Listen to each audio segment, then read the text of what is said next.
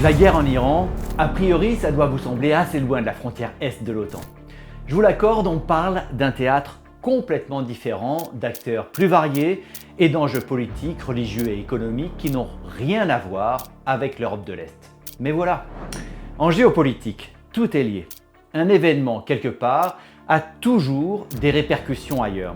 C'est quasi automatique. Les crises ne restent presque jamais confinées à une seule région. Et puis, l'une des conséquences principales d'un nouvel événement géopolitique, c'est qu'on peut oublier ce qu'il se passe ailleurs. Car oui, les débuts d'une guerre captent forcément toute l'attention. C'est naturel. Aujourd'hui, tout le monde se concentre sur le Moyen-Orient et pendant ce temps-là, ailleurs, certains équilibres peuvent devenir plus fragiles. Pour une puissance comme la Russie, ce genre de situation peut créer une fenêtre d'opportunité stratégique. Bien sûr, il faut prendre en compte l'évolution des priorités des États-Unis, désormais accaparées ailleurs, au détriment de leur soutien à l'Ukraine, toujours en guerre. Comprenez bien, pour Moscou, l'idée n'est pas d'ouvrir un nouveau front majeur, pas nécessairement. Ce serait plutôt de tester de nouvelles actions, d'avancer certains pions, de renforcer sa pression sur l'OTAN par divers moyens. Aujourd'hui, nous allons parler des différentes actions russes qui visent à abîmer la cohésion de l'Alliance occidentale. Je vais aussi vous montrer les principaux points de tension entre les deux blocs stratégiques et les zones en Europe qui deviennent chaque jour de plus en plus vulnérables. Allez, on se retrouve pour plus d'infos dans un monde décidément sur le fil. Vous vous souvenez peut-être de l'affaire des étoiles de David, taguée à Paris fin 2023, ou encore des mains rouges au mémorial de la Shoah, à Paris aussi, en 2024. Des tentatives de désinformation visant à semer le doute et à diviser la société française autour de sujets sensibles. Eh bien, ce type d'opération, ça fait partie de ce qu'on appelle la guerre hybride. Et depuis plusieurs années, Moscou en mène une contre l'Occident, à grand renfort d'actions choc ou, au contraire, d'infiltrations plus discrètes.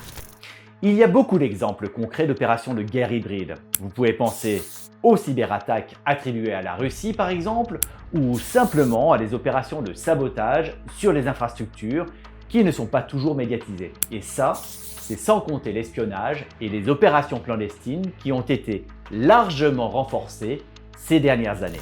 Il ne faut surtout pas voir ces incidents comme des éléments isolés. On parle bien ici d'un dispositif entier qui vise à maintenir la pression sur l'Occident et à compléter les moyens militaires déployés à plusieurs endroits. On y reviendra. L'idée derrière ces actions, c'est de déstabiliser les sociétés occidentales, de les affaiblir, de provoquer des polémiques, d'appuyer là où ça fait mal sur des fractures sociales, religieuses ou politiques, d'aggraver les inquiétudes sécuritaires aussi. En règle générale, l'objectif est de faire en sorte que l'Occident représente une menace moindre en tant que puissance unie. Dans certains cas, ces actions peuvent aussi viser à fragiliser le soutien à l'Ukraine. Parfois, il s'agit aussi de tester les capacités de réaction des États concernés. Pensez par exemple à ces avions ou ces navires russes qui frôlent régulièrement les frontières des pays européens. En fait, l'Alliance fait face à une pression permanente qui passe par plusieurs canaux. Imaginez donc que dans un contexte de crise internationale majeure, ce type d'incident pourrait devenir encore plus fréquent. L'Occident regarde ailleurs, mobilise ses analystes militaires sur le Moyen-Orient, surveille un peu moins les activités souterraines de la Russie, qui pourrait alors avancer quelques pions plus librement, creuser ses réseaux, faire passer de nouveaux messages aux sociétés occidentales. Dans ce contexte, il n'y a pas que les opérations hybrides. Moscou continue à mener des opérations militaires traditionnelles, en Ukraine bien sûr, mais aussi par le biais de déplacements de troupes ou de positionnement de matériel militaire, là où cela provoquera une inquiétude en Occident. La première place des points les plus vulnérables, c'est le point crucial que l'OTAN doit absolument protéger sur son front Est, car c'est une des premières vulnérabilités que Moscou pourrait exploiter. Ce point revient constamment dans les analyses militaires et stratégiques de l'Alliance occidentale, et pourtant, vous n'en avez probablement jamais entendu parler. Il s'agit du corridor de Souvalki. Mais corridor de Souvalki, c'est quoi exactement? On parle ici d'une sorte de couloir terrestre qui correspond à la frontière entre la Pologne et la Lituanie. Il fait 65 km de long à vol d'oiseau et à peu près 85 km si on suit le tracé exact. Son nom vient d'une petite commune polonaise située tout près. Vous le voyez, on a au sud-est la Biélorussie et au nord-ouest l'exclave russe de Kaliningrad. On a donc une sorte de produit en croix entre côté russe et côté OTAN. Une telle localisation, ça ne pouvait en faire qu'un potentiel point de bascule entre les deux blocs. Dans ce contexte-là, vous l'imaginez bien, il y a des enjeux majeurs autour de cette zone sensible, bien qu'étroite. Ça fait plus de 10 ans qu'il y a des tensions entre OTAN et Russie à ce sujet, mais aujourd'hui, dans le contexte de la guerre en Ukraine et des tensions entre Moscou et l'Occident, tout ça est exacerbé. Une simple étincelle pourrait donc enflammer la région. Voyons ensemble 3 grands enjeux autour du corridor. Corridor de Suwałki concentre les tensions entre l'OTAN. L'exercice se déroule à proximité du corridor de Suwałki. Pour la Russie, ce corridor a une importance stratégique particulière. Si Moscou venait à en prendre le contrôle, il permettrait de relier son territoire métropolitain à l'exclave de Kaliningrad avec certaines conditions. Kaliningrad, c'est un véritable bastion. On y trouve une densité importante de forces russes, dont un ensemble d'armes et de moyens militaires, tels que des systèmes de défense, des missiles et des capacités aériennes et navales. La ville se situe à plus de 1000 km de Moscou et elle fait office de véritable poste avancé russe en Europe. Sa localisation est un autre atout majeur pour la Russie puisque c'est son seul port libre de neige sur la mer Baltique. Mais attention, Moscou ne pourrait pas envisager une connexion terrestre avec Kaliningrad via le corridor sans que la Biélorussie ne la soutienne et qu'ensuite ce même pays continue de coopérer et de permettre aux troupes russes de circuler sur son territoire. Sans ça, la pression russe serait bien moindre et toute éventualité d'opération serait fortement limitée. Le risque d'attaque sur le corridor dépend donc largement de la relation d'entente entre les deux pays et du positionnement géopolitique de Minsk. La problématique est finalement similaire côté OTAN. Si le corridor venait à être coupé ou contrôlé par la Russie en tant qu'adversaire, eh bien, l'acheminement de certaines ressources serait bien plus compliqué. Imaginons, Moscou prend le contrôle du corridor, on grimpe en crise ouverte entre les deux blocs, alors l'OTAN doit déployer d'importants moyens pour protéger notamment les États baltes, qui sont l'Estonie, la Lettonie et la Lituanie. Or, la prise de contrôle russe rend impossible les dits déploiements par voie terrestre. Et dans ce cas-là, l'acheminement sera complètement dépendant de moyens aériens et navals. Il y a donc un vrai risque d'isolement par l'encerclement pour ces 3 pays. Le corridor est la seule frontière les reliant à la Pologne. Sans cette porte, ils se retrouveraient enfermés entre territoire russe ou biélorusse et mer Baltique, qui est en elle-même une autre zone de forte tension. Une illustration très concrète de cet enjeu, c'est la Via Baltica ou la route européenne E67. C'est un immense axe routier qui relie notamment la Pologne aux pays baltes et qui traverse directement le corridor. Et depuis 2022, du fait de son aspect stratégique en tant que force et vulnérabilité, cette route est intégrée au plan de mobilité militaire de l'UE et de l'OTAN.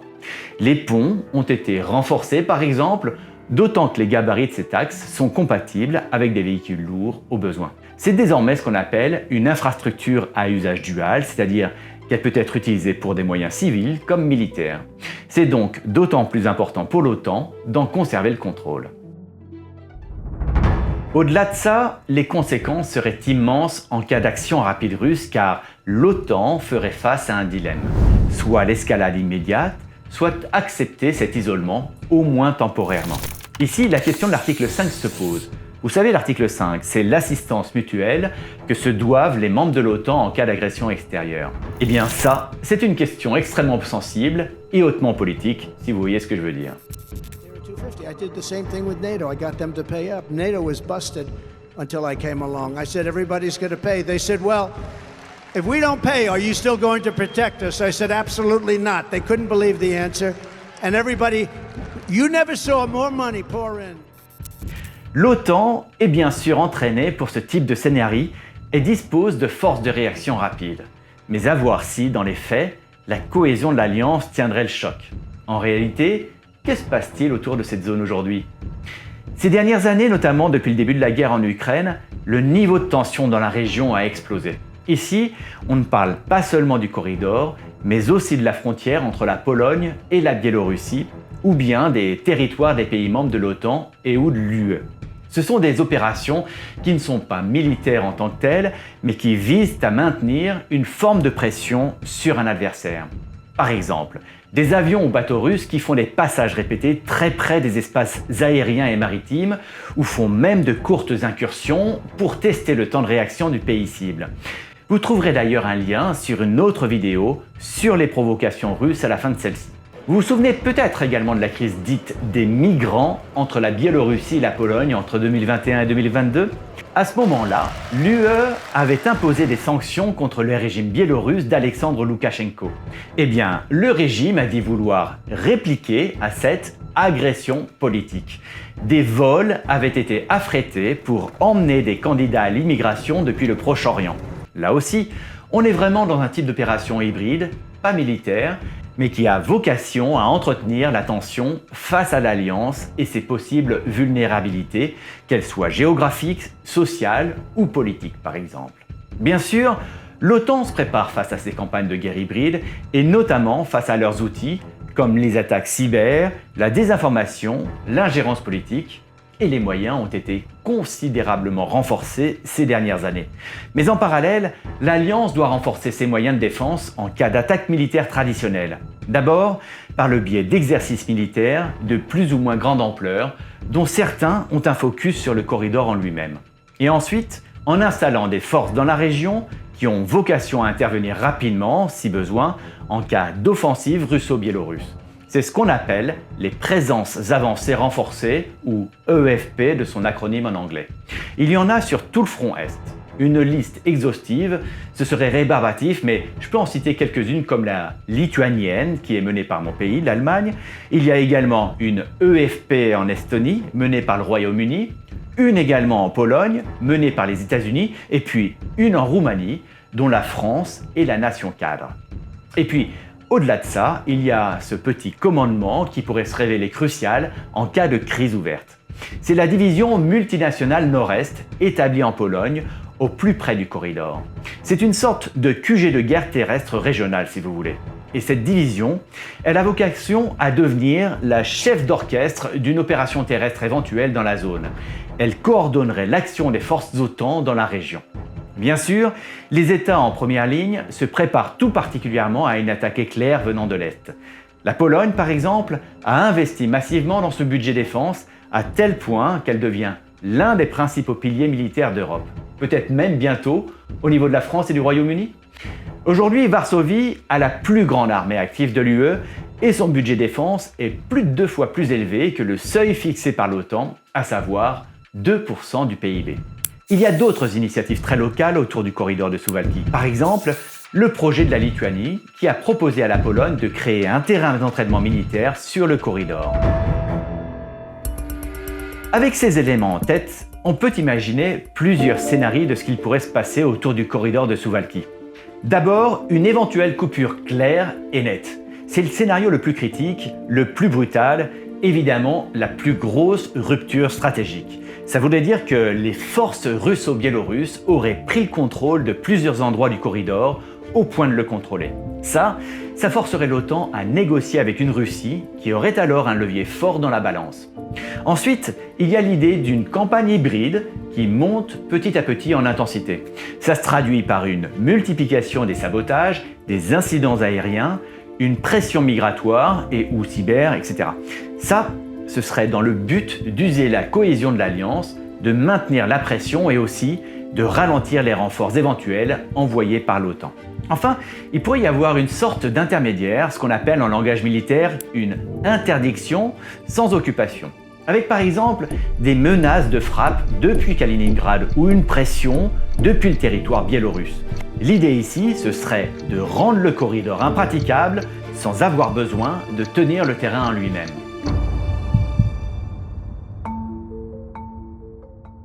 Pour le moment, vous l'avez compris, on penche plutôt vers le scénario 2, la campagne hybride. On peut cependant remarquer peut-être une touche de scénario 3 à cause de la menace des missiles depuis le bastion de Kaliningrad ou aussi des troupes biélorusses qui se promènent près de la frontière avec la Pologne. À ce stade, je vous propose justement de revenir quelques instants sur la relation si particulière entre Minsk et Moscou, un non négociable stratégique pour la Russie. La Biélorussie est devenue le plus grand partenaire militaire de la Russie depuis plusieurs années. À vrai dire, on pourrait sans doute parler de vassal plutôt que de partenaire. Cette relation-là, elle est devenue encore plus forte depuis le début de la guerre en Ukraine, car certes, les deux pays coopèrent déjà depuis longtemps dans le cadre de ce qu'on appelle l'état de l'Union. Mais sur le plan militaire, l'intégration s'est fortement accélérée au point qu'on puisse parler de véritable plateforme militaire pour Moscou. Des troupes russes sont régulièrement déployées sur le territoire biélorusse. Les exercices militaires conjoints se sont multipliés et certaines infrastructures locales ont même été adaptées pour accueillir du matériel et des forces russes. Très concrètement, la Biélorussie joue aujourd'hui plusieurs rôles stratégiques pour Moscou. Pression directe sur la Pologne et les États baltes, point d'appui déterminant dans le cas d'une opération autour du corridor de Suwałki, et puis plateforme militaire importante sur le flanc nord de l'Ukraine. Autrement dit, le territoire biélorusse agit de plus en plus comme une extension occidentale du dispositif militaire russe. Stratégiquement, c'est très précieux et dans un contexte de crise internationale majeure, cette position géographique pourrait devenir encore plus intéressante. Bien sûr, tout ça dépend du positionnement des dirigeants biélorusses et de l'entente entre les régimes de Moscou et de Minsk. Pour le moment, ça fonctionne, mais on ne sait jamais de quoi demain est fait. Il existe tout un tas d'opérations russes ou occidentales destinées soit à maintenir par tous les moyens une bonne relation russo-biélorusse, soit au contraire à la détériorer. Mais c'est un autre sujet, pourquoi pas dans une autre vidéo. Au-delà du corridor de Suwałki et du territoire biélorusse, il faut absolument élargir notre perspective à l'ensemble du flanc est de l'Alliance qui est visé tout le long par cette pression stratégique constante. Les différentes zones de tension ne sont pas isolées les unes des autres, elles s'inscrivent en réalité dans une logique beaucoup plus large et c'est ainsi qu'il faut l'analyser. Je vous le disais tout à l'heure, en géopolitique, tout est lié. Dézoomons ensemble. Cette logique globale, c'est exactement comme ça que la Russie envisage ce front. Pour Moscou, l'Europe de l'Est est un espace stratégique continu, un arc qui s'étend de la mer Baltique jusqu'à la mer Noire. Si on regarde la carte, cet arc comprend plusieurs zones clés. Au nord, on a vu la région de la Baltique avec les États baltes et Kaliningrad. Un peu plus au sud, la Pologne et la Biélorussie. Puis l'Ukraine, la zone de conflit ouvert entre Russie et Occident du fait de son soutien politique et militaire. Et enfin, nous avons la mer Noire où la présence militaire russe reste importante malgré les revers subis durant la guerre. Dans cet ensemble, chaque zone peut devenir un point de pression potentiel. Kaliningrad, qui permet à la Russie de projeter des capacités militaires au cœur de la mer Baltique, la Biélorussie, qui exerce une pression directe sur le flanc est de l'OTAN, et la mer Noire, toujours un espace stratégique majeur pour le contrôle des routes maritimes et de certaines ressources. À cela s'ajoutent d'autres zones d'instabilité plus anciennes que l'on appelle parfois des conflits gelés. Par exemple, des territoires séparatistes ou disputés, comme la Transnistrie en Moldavie ou certaines régions du Caucase. Nous y reviendrons dans de futures vidéos, abonnez-vous pour ne pas les louper. Ces zones ne sont pas forcément au cœur de l'actualité aujourd'hui, mais elles restent des points de tension permanents. Et la Russie ne les a pas du tout oubliés, bien au contraire. Elles peuvent donc, à tout moment, surprendre l'Occident et redevenir de réels leviers géopolitiques. En résumé, pour Moscou, l'enjeu n'est pas seulement de faire pression sur un point précis du continent, il s'agit plutôt de multiplier les points de tension sur l'ensemble du flanc est de l'OTAN. Cette stratégie rendrait la gestion des différentes crises encore plus complexe, d'autant que l'Alliance occidentale est déjà secouée par des désaccords internes qui mettent sa cohésion en péril. Vous en êtes désormais convaincus, Suwałki, Biélorussie, opération hybride ou arc stratégique nord-sud, pris séparément, chacun de ces éléments peut sembler limité, circonscrit et donc gérable pour les puissances occidentales. Mais une fois accumulés, ils dessinent une réalité stratégique beaucoup plus large, plus imprévisible aussi. L'alliance risque la distraction, la dispersion ou la division. Tout ceci ne signifie pas qu'une guerre conventionnelle entre la Russie et l'Alliance soit imminente. Après tout, la stratégie de Moscou ne consiste pas forcément à provoquer une confrontation directe avec l'Alliance, car ce serait un pari extrêmement risqué. L'objectif ici est plutôt de tester les limites, d'exploiter les failles et de profiter des moments de distraction. Et c'est précisément là que le contexte international devient déterminant. Parce qu'en géopolitique, ce ne sont pas seulement les guerres en elles-mêmes qui redessinent les équilibres, ce sont aussi les opportunités stratégiques qu'elles créent ailleurs.